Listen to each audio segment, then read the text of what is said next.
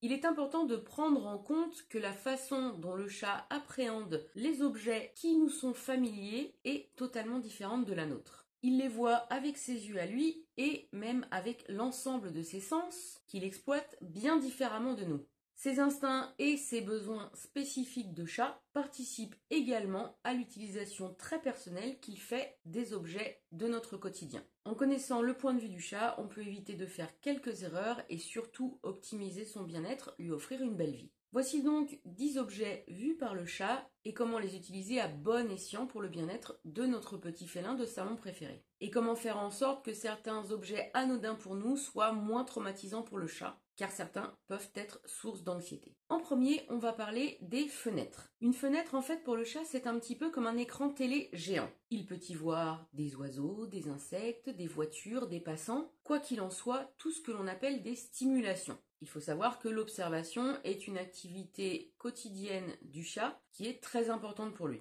S'il n'y a rien à observer parce que les fenêtres sont inaccessibles, eh bien c'est un problème. Parce que le chat risque alors de s'ennuyer et ça, c'est un problème pour son bien-être mais aussi pour sa santé. Il convient alors de proposer des supports pour que le chat puisse observer à travers les fenêtres. Plus il y a de postes d'observation différents, mieux c'est pour le chat. Si la fenêtre est sécurisée et que vous pouvez donc l'ouvrir sans danger pour le chat, c'est encore mieux. Car le chat dispose alors de stimulations supplémentaires, des sons, des odeurs, de l'air tout simplement. Et tout cela est très important pour lui, pour son équilibre émotionnel. Deuxième objet du quotidien, eh bien il s'agit de notre lit. C'est pour le chat un lieu de repos géant, bien moelleux, pour faire la sieste au calme ou bien tranquillement sa toilette. C'est en tout cas un endroit très agréable pour le chat puisqu'il porte l'odeur de l'humain. Une odeur qui est donc le plus souvent rassurante pour lui. Voilà pourquoi c'est un endroit que le chat apprécie particulièrement et qui fait même souvent partie de son top 5 des meilleurs dodos de la maison. C'est aussi le cas du canapé lorsque le chat souhaite à présent rester dans une zone plus centrale de l'habitation. Troisième objet, parlons donc de ce fameux canapé. Outre le fait d'être un super dodo, c'est aussi parfois un griffoir géant. Plusieurs raisons à cela. Soit il n'a pas de griffoir ou de grattoir proche, ou bien le tissu ou les motifs du canapé sont très inspirants pour le chat. Je m'explique. Si par exemple le chat a pu penser qu'un autre chat avait fait ses griffes sur le canapé, parce que le tissu à rayures verticales lui laisse penser cela, eh bien il est en fait obligé de repasser par-dessus pour mettre ses propres marques à lui, et pour indiquer que c'est bien son canapé à lui. C'est le principe du marquage par griffade. On dépose des marques olfactives, mais également des marques visuelles avec les griffades. Et si le tissu ou les motifs ne sont pas incitatifs pour le chat, mais qu'il griffe quand même le canapé, cela peut aussi s'expliquer. Il s'avère que le chat qui s'apprête à faire une sieste est souvent amené à expliquer qu'il ne faut pas le déranger et ça, il le fait en fait avec des griffades. C'est une sorte de panneau ne pas déranger. Donc s'il ne dispose pas de moyens alternatifs pour le faire, eh bien c'est le canapé qui prend. C'est pourquoi lorsque le chat griffe le canapé, eh bien il faut donc toujours mettre un griffoir, un grattoir proche, faire plusieurs essais parfois, de les mettre à différents emplacements, mais cela résout la plupart du temps le problème. Quatrième objet, famille d'objets, eh bien c'est les meubles hauts. C'est tout ce qui va être en hauteur, le dessus du frigo, le dessus des meubles de cuisine, le dessus de telle ou telle armoire, etc. Ce sont en fait des perchoirs de grande qualité qui répondent aux besoins du chat d'être en hauteur. Le chat a en fait un besoin vital de pouvoir se percher quand il le souhaite. Ce n'est pas une option, c'est quelque chose qui est ancré en lui. Donc lui interdire d'être en hauteur, c'est un peu lui interdire d'être un chat. Il convient donc de pouvoir lui permettre d'escalader certains meubles et de pouvoir s'y percher, et même dégager le dessus de certains meubles et lui en faciliter l'accès pour qu'il puisse exprimer des comportements normaux et ainsi être bien dans ses pattes. Cinquième objet du quotidien, on va parler des placards et des penderies, car d'autres meubles sont aussi très importants pour lui, ici pour répondre aux besoins de se cacher, aux besoins de s'isoler. Et oui, un placard entrouvert est une formidable cachette pour le chat. Vérifiez juste bien que les étagères sont bien fixées, que le chat ne risque pas de se les prendre sur le coin du nez, et offrez lui-même discrètement une étagère rien que pour lui, avec un plaid douillet et un peu d'espace. Ce sera l'un des plus beaux cadeaux que vous pourrez lui faire. Il arrive aussi souvent que le chat choisisse lui-même les emplacements qu'il préfère. Tant que possible, autorisez-le à le faire. C'est un bon moyen pour lui de répondre à ce besoin de s'isoler, à ce besoin de se cacher. Et donc encore un atout bien-être supplémentaire pour lui. Sixième objet, le panier à linge. C'est un super dodo au calme, dans lequel le chat va pouvoir se pelotonner. Au calme, parce que oui, nous mettons rarement le panier à linge au milieu du salon. Il est donc souvent placé dans une pièce, à l'écart, comme la salle de bain, etc.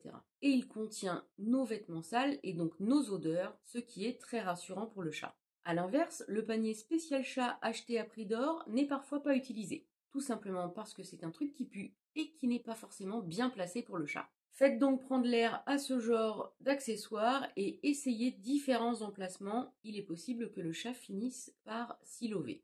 Septième objet de notre quotidien vu par le chat, l'ordinateur portable. Autre endroit très confortable apparemment, ce qui indique d'ailleurs que le chat et nous n'avons pas tout à fait la même notion du confort, mais c'est en fait pour lui un lit chauffant qui intéresse particulièrement son humain. C'est donc un objet qui mérite toute son attention puisqu'il aime beaucoup être le centre d'intérêt de son humain. Parce qu'en fait, les interactions avec nos chats sont bien plus importantes pour lui qu'on ne le pense généralement. Car le chat est bien entendu tout sauf cet animal indépendant, voire limite asocial, que certains dépeignent encore aujourd'hui. Le chat apprécie grandement notre compagnie et ne comprend pas toujours pourquoi nous accordons de l'importance à autre chose qu'à lui. Ça, plus la chaleur dégagée par l'ordinateur portable ainsi que les ondes qu'il propage, explique pourquoi le chat se couche dessus. Ce n'est bien entendu pas toujours très pratique, surtout lorsque l'on est en télétravail. Vous pouvez donc prévoir un plaid ou un panier que le chat apprécie beaucoup, de façon à le poser juste à côté de vous. Cela permettra de vous laisser tranquille un peu pour travailler, pour faire ce que vous voulez avec votre ordinateur. Et n'oubliez pas de faire des pauses régulièrement, c'est bon pour le chat, c'est bon pour vous et c'est bon pour votre productivité. Car il est prouvé que l'on est bien plus productif quand on fait des pauses régulières. Huitième objet, nous allons maintenant parler des rideaux. C'est surtout valable avec les chatons, les jeunes chats, mais pas toujours. Mais que se passe-t-il donc dans leur tête? Eh bien, c'est tout simplement pour eux comme un arbre d'intérieur. Une zone sur laquelle ils vont pouvoir grimper, puisque le fait d'escalader, de grimper, est aussi un besoin fondamental pour le chat. On dit que le chat est un animal arboricole, c'est un grimpeur, et c'est bien sûr un instinct qu'il a conservé même en intérieur. Mais voilà, comme nous avons rarement des arbres à l'intérieur de nos habitations, eh bien le chat utilise ce qu'il a sous la patte, à savoir parfois les rideaux. Pour éviter cela, il suffit d'offrir à votre petit grimpeur un grand arbre à chat et de le placer juste à côté des rideaux que vous aurez pris le soin de protéger.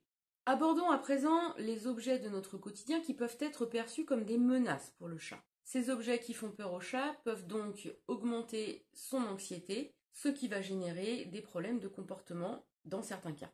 Première famille d'objets qui peuvent être anxiogènes pour le chat, on pense à toutes les machines qui font du bruit. Ça peut être la machine à laver, ça peut être bien sûr l'aspirateur par exemple. C'est pour le chat un horrible monstre. Et pourtant, on peut arriver à le rendre moins sensible à cet objet, à le désensibiliser. Je vous en dirai plus dans une vidéo dédiée exclusivement à la question, car en fait, pour que ce soit facile pour vous, il faut que je vous explique les différents aspects de la question.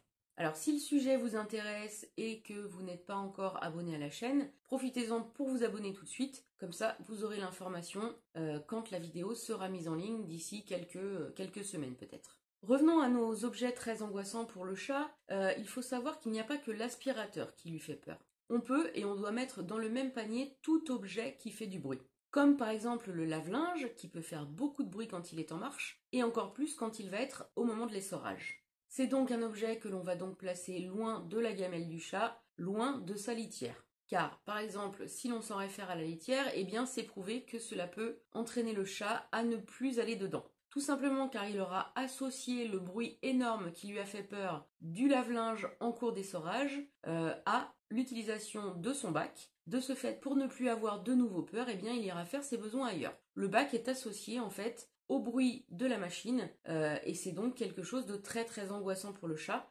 Dans la mesure où le chat est un hédoniste, il recherche le plaisir, eh bien il va aussi éviter toute peur et donc il ira faire ses besoins ailleurs. C'est l'une des raisons très concrètes qui explique que le chat va parfois faire ses besoins en dehors de la litière. On met donc tout simplement la litière loin de machines qui feraient du bruit. Dixième objet du quotidien, on parle de la boîte de transport. Autre objet satanique pour le chat, bien qu'il ne fasse pas de bruit. Pour le chat, c'est un objet qu'il associe à un moment très désagréable. On sort la boîte de transport quand on va chez le vétérinaire, on sort la boîte de transport quand on part en week-end, en vacances, etc. Donc le chat, à ce moment-là, il va quitter son territoire et c'est quelque chose qui est anxiogène pour lui. Son territoire, c'est un aspect très important de son bien-être. il faut savoir qu'on peut rendre cette boîte de transport beaucoup moins anxiogène pour le chat. Tout simplement en faisant le nécessaire pour que la boîte de transport soit une partie du territoire du chat. Ainsi, quand on doit le déplacer, il part en fait avec un petit bout de son territoire. Même si c'est rarement une partie plaisir, eh bien ça limite au moins un minimum le traumatisme. J'ai écrit un article sur la question, je vous invite à le consulter, le lien est dans la description de la vidéo. Petit bonus, dans les objets du quotidien qui peuvent être anxiogènes pour le chat, on va parler de tout ce qui est diffusion d'odeurs artificielles.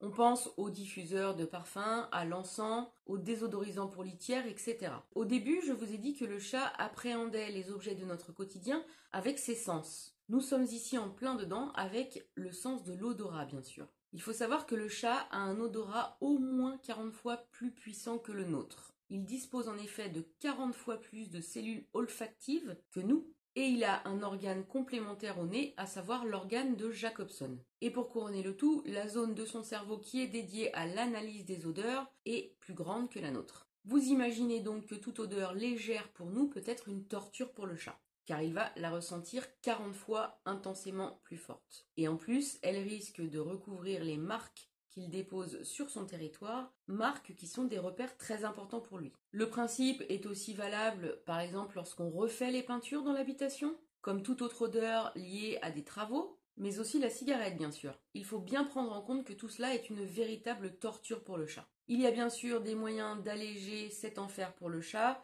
c'est de ne plus diffuser d'odeurs de ce type ou de les limiter vraiment. Et de prendre certaines mesures quand on doit par exemple faire des travaux dans la maison, à savoir placer le chat dans une pièce isolée avec un diffuseur de phéromones qui va contribuer à l'apaiser. Pour vous qui avez un chat qui vit en intérieur ou qui ne dispose pas d'une chatière ouverte H24, je vous propose mon manuel 30 idées pour occuper le chat. Si vous voulez aller plus loin dans la connaissance du chat et de ses spécificités, je vous propose mon programme en ligne exclusif, 3 semaines pour avoir un chat bien dans ses pattes. Les liens pour en savoir plus sur le manuel PDF et le programme en ligne sont bien sûr dans la description de la vidéo. N'hésitez pas aussi à me laisser des commentaires pour des questions sur le sujet abordé dans cette vidéo, pour parler d'autres objets vus par le chat si vous le souhaitez. Je me ferai un plaisir d'y répondre. J'espère que cette vidéo vous a plu. Si c'est bien le cas, mettez-lui un pouce j'aime. Et abonnez-vous à la chaîne si ce n'est pas déjà fait pour obtenir gratuitement d'autres vidéos par la suite et en être informé avant tout le monde. En attendant la prochaine vidéo, prenez bien soin de vous et de vos loulous!